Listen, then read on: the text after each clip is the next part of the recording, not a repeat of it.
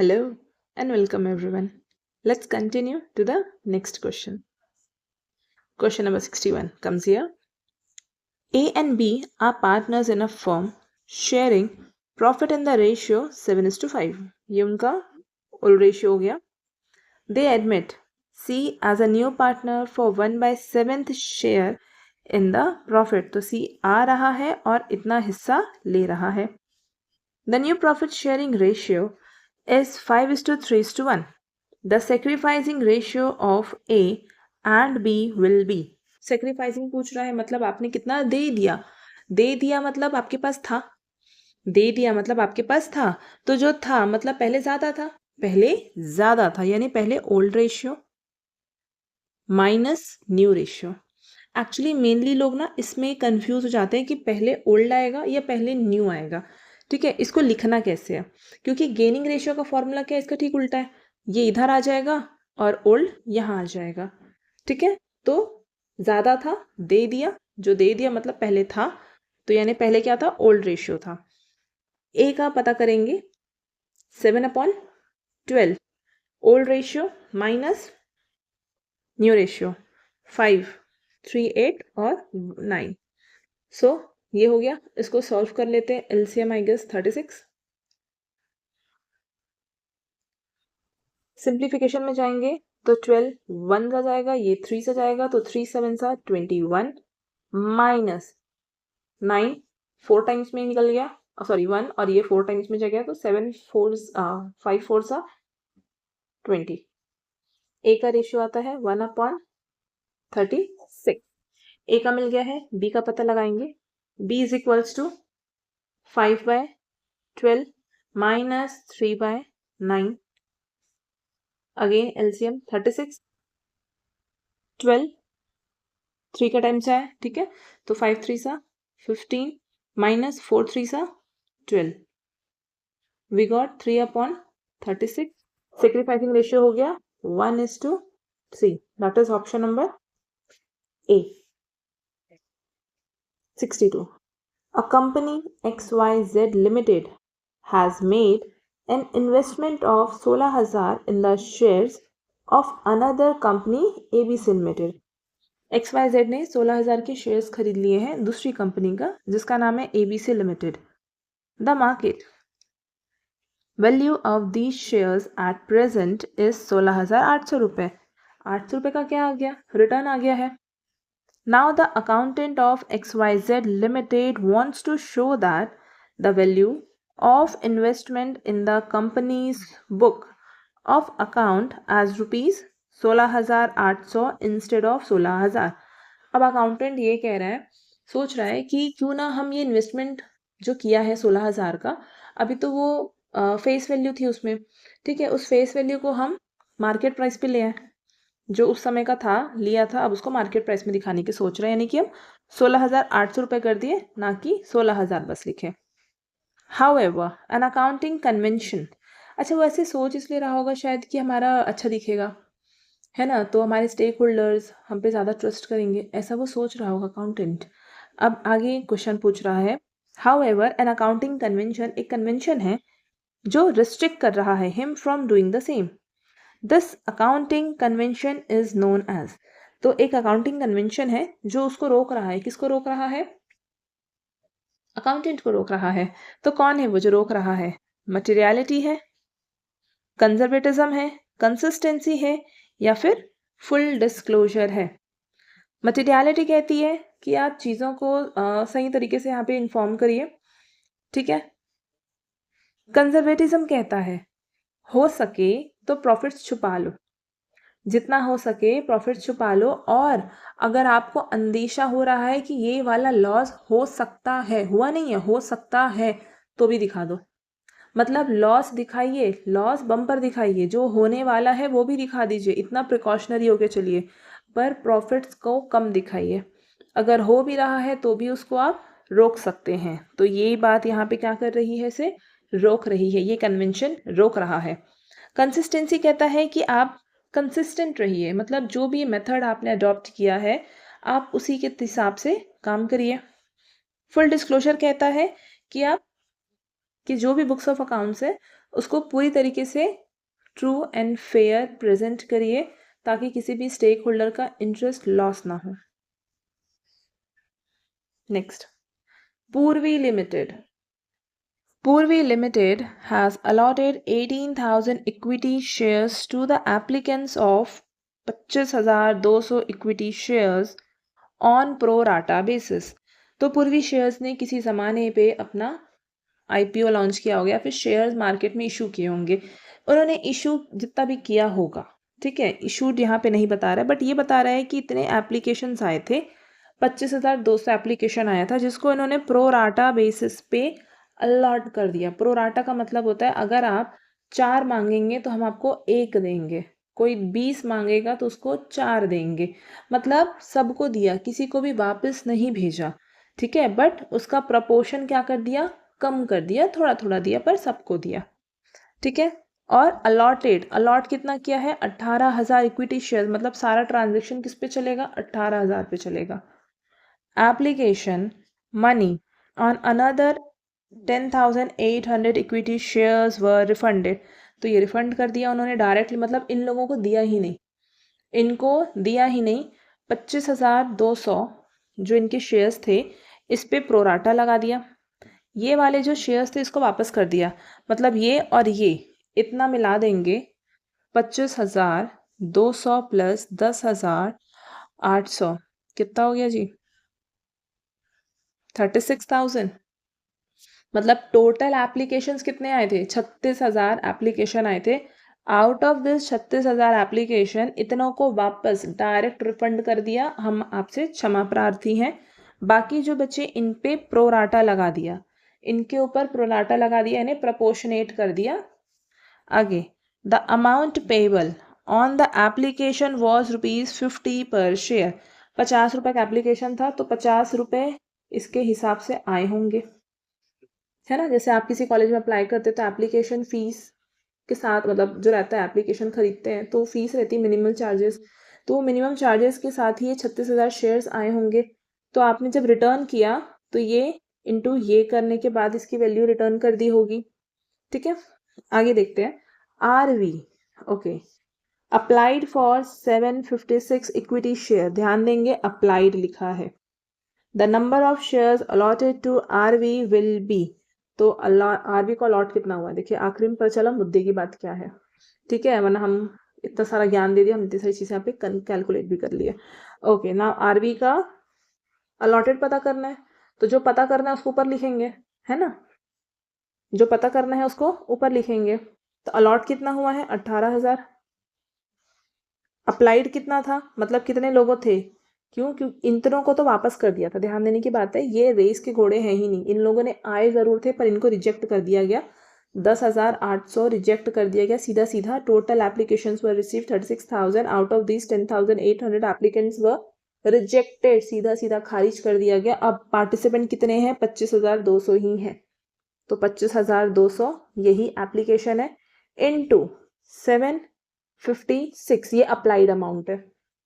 इसको सिंप्लीफाई कर लेते हैं, पहले तो ये 2 0 चले गए, ठीक है, ये 6 आई गेस कट जाएगा, ये हो गया 30 टाइम्स पे गया, ये जाएगा 6 4 24 और बचा 1 यानी कि 42, 30 अपॉन 42, 6 5 6 7 ये बन चुका है अब 5/7 इंटू 756, 7 से ये और सिंप्लीफाई हो जाएगा, 7 1 0 लगा देते हैं और ये 8 5 इंटू 108, दैट इज 5 8 40, यहाँ शून्य है 4 लीजिए, 5 1 5, 540 शेयर्स।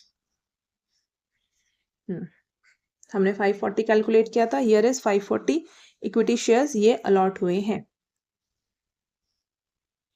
ठीक है। अब इसी में अगर रिवर्स करके पूछ देगा कि 540 यहाँ पे मेंशन है और 756 आपको निकालना है, तो 540 क्या है, अलॉटेड है, 540 अलॉटेड है, इसको आप ऐसे भी ध्यान में रखिए कि ये ऊपर रहेगा, इसका पार्टी नीचे रहेगा, यानी अलॉट कितने हुए हैं, 10,000, सॉरी कितने हैं, 18,000 है ना, 18,000 अलॉट हुआ है। अप्लाइड कितना है, 25,200। इसको सॉल्व करेंगे तो आंसर आ जाएगा 756। मेजरली स्टूडेंट्स इस कैलकुलेशन में कंफ्यूज होते हैं, तो इस चीज को ध्यान से अच्छे से अपने दिमाग में फिट कर लीजिएगा इस लॉजिक को, ठीक है, बार बार रटना नहीं पड़ेगा। Next, the part of net assets of a subsidiary company, the part of net assets of a subsidiary company which are not owned directly or indirectly by the parent company is known as, मतलब parent company का इस चीज पे कोई direct या indirect तरीके से कोई लेन देन नहीं बनता, ना तो डायरेक्ट ना ही इनडायरेक्ट। तो आउटसाइडर लाइबिलिटी बिल्कुल इन्फ्लुएंस कर सकता है, डायरेक्टली भी कर सकता है, इनडायरेक्टली भी कर सकता है। क्यों? क्योंकि पेरेंट कंपनी है ना, मेजर उसके पास शेयर्स है, उसके पास डिसीजन टेकिंग पावर्स है, ठीक है। कॉस्ट ऑफ कंट्रोल बिल्कुल मैनिपुलेट कर सकता है इस चीज पे भी। माइनॉरिटी इंटरेस्ट, जी नहीं, पेरेंट कंपनी कौन होता है? जिसके पास मेजॉरिटी नंबर्स ऑफ शेयर्स होते हैं। A company which holds maximum number और major majority number of shares of a company, वो पेरेंट कंपनी होती है, और जिसके होल्ड कर रहे हैं वो सब्सिडरी बन जाती है, ठीक है। तो आप मैक्सिमम होल्ड कर रहे हैं, अगर आप सारे शेयर्स होल्ड कर लेंगे तो वो आपका कंपनी ही हो गया, है ना। सिर्फ सब्सिडरी वाला फिर आप इस केस ही नहीं बनेगा। तो माइनॉरिटी इंटरेस्ट मतलब बाकी के जो बैलेंस है जो आप होल्ड नहीं करते, वो क्या है? माइनॉरिटी इंटरेस्ट है, ठीक है। जैसे एक कंपनी में 100% शेयर्स है, तो आउट ऑफ दिस 100% इतना पार्ट लोगों के हैं, ठीक है, जो इंडिविजुअल है, तो ये क्या है? ये ही माइनॉरिटी है। और गुडविल, बिल्कुल कंपनी इसको भी क्या करती है? इन्फ्लुएंस करती है। 65, in a particular process 2800 units were introduced, out of which 10% units is the normal loss।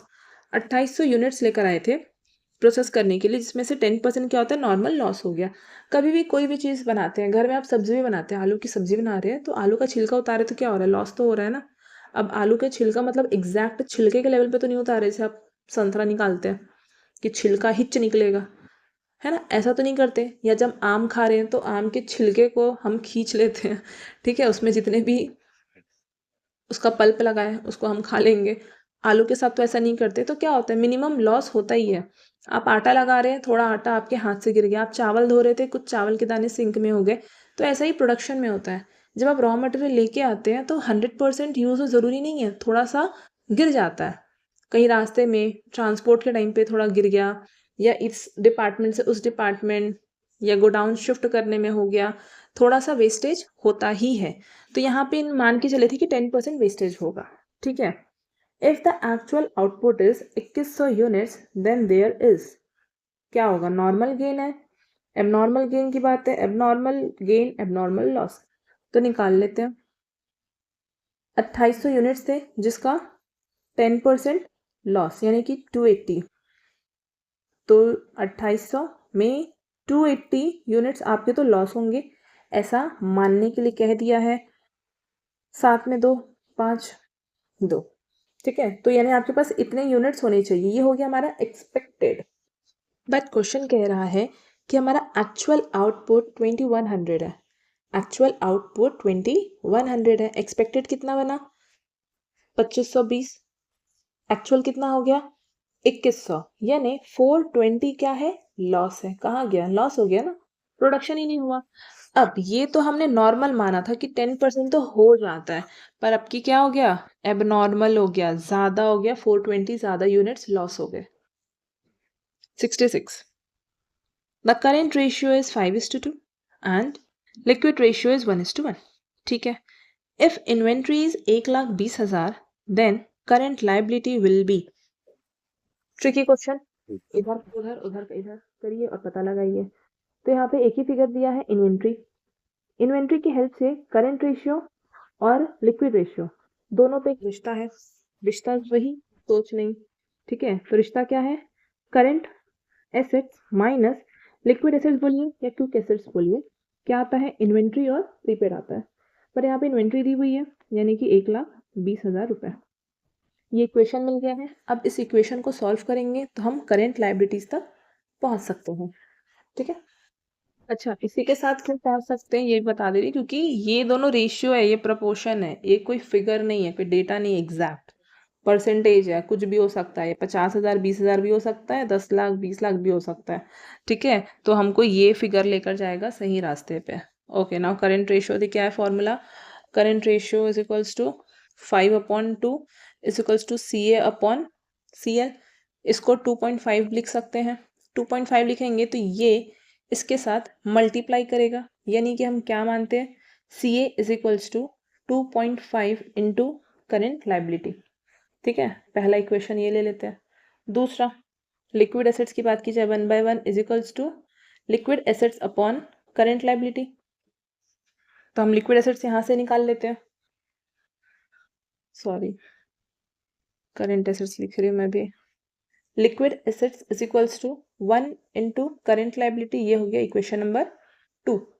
CA मिल चुका है, LA मिल चुका है, दोनों को इसमें पुट कर देते हैं।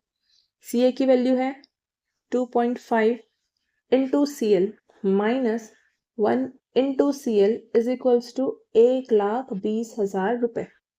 ठीक है, CL कॉमन आ गया। ठीक है, 2.5 माइनस 1 इज इक्वल्स टू 1,20,000।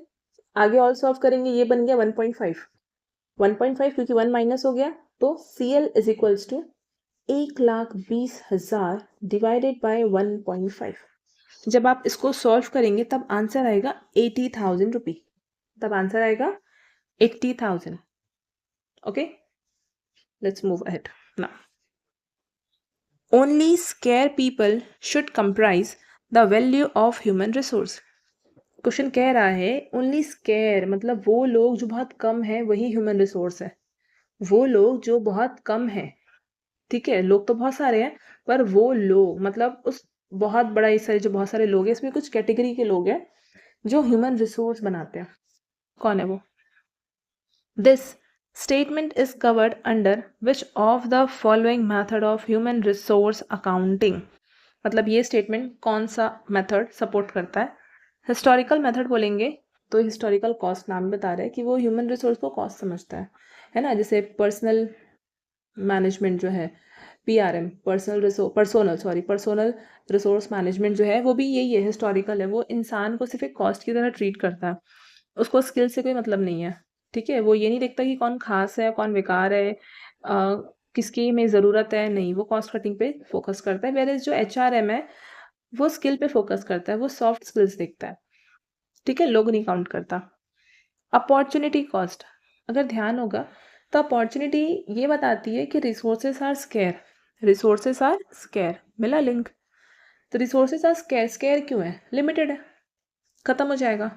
तो हमें एक अपॉर्चुनिटी, बेस्ट अपॉर्चुनिटी सिलेक्ट करनी पड़ेगी। लाइक आप है, मैं है, हम सब मिलके पढ़ाई कर रहे हैं। हमारे पास ये ऑप्शन है कि हम पढ़ाई ना करके हम काम करें, हम स्कूल ज्वाइन कर सकते हैं, हम किसी कॉलेज में जाके पढ़ा सकते हैं, है ना। ज़रूरी नहीं है उसके लिए हमें सारे क्वालिफिकेशंस की, हम मिनिमम क्वालिफिकेशंस के साथ भी अपना स्टार्ट कर सकते हैं, हम बिजनेस स्टार्ट कर सकते हैं, हम कोचिंग कर सकते हैं। हमारे पास कितने सारे अपॉर्चुनिटीज़ हैं। ये तो हमने सिर्फ टीचिंग सेक्टर का देखा, आप होम ट्यूटर भी बन सकते हैं, आप कोई दूसरे प्रोफेशन में भी स्विच कर सकते हैं, दूसरे प्रोफेशन में भी आप स्विच कर सकते हैं, बट स्टिल इन सारी चीज़ों में आपको कोई एक सिलेक्ट करना पड़ेगा। तो वो क्या है? Opportunity cost. और ये क्यों है? क्योंकि आप एक हैं, आप खास हैं। ठीक है, स्केयर है, लिमिटेड है। So opportunity cost. Replacement cost, यानी अगर कोई एक एम्प्लॉय वहाँ पर है और उसको रिप्लेस करना चाह रहे हैं तो इसकी जगह पे ये काम करने के लिए हमें कितने में दूसरा एम्प्लॉय मिल जाएगा, या अगर हम किसी को प्रमोशन देना चाह रहे हैं, ट्रांसफ़र कर रहे हैं, तो उसकी जगह पे कोई तो आएगा, तो वो आएगा, उसका क्या रिप्लेसमेंट कॉस्ट आप रखेंगे। हर पोस्ट में हर रिस्पॉन्सिबिलिटीज़ अलग होती है, अथॉरिटी अलग होती है, अकाउंटेबिलिटी साथ में आती है, तो उस हिसाब से वहाँ पेमेंट डिसाइड होता है। ठीक है, जितना हल्का काम होता है उतना हल्का सस्ता पेमेंट होता है। और इकोनॉमिक वैल्यू, यानी कि आपके अभी मार्केट वैल्यू क्या है, दैट इज